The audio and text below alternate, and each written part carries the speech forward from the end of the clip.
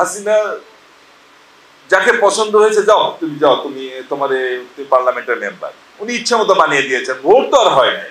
কিন্তু যখনই proper vote হয়েছে এদেশের জনগণ কখনো ভোট দিতে ভুল করে।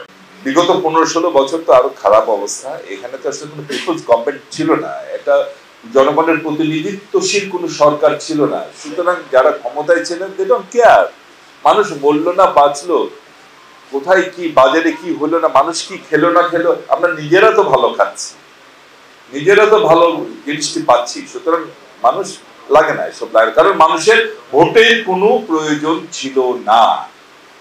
যাই হোক, আশা করছি সামনে জনগণের প্রতিনিধি একটি ভালো নির্বাচন হবে, একটি পরিচ্ছন্ন নির্বাচন হবে এবং ভালো ভালো মানুষরা, জনগণ ভোট দিতে কখনো ভুল করে না, জনগণ কিন্তু সবসময়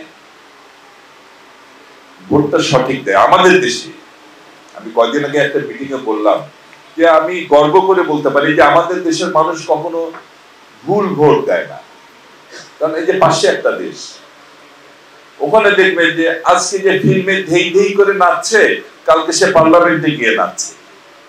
সেই ফিল্মের নায়করা যদি বাংলাদেশে ইলেকশনে দাঁড়ায় একটাও ভোট পাবে না।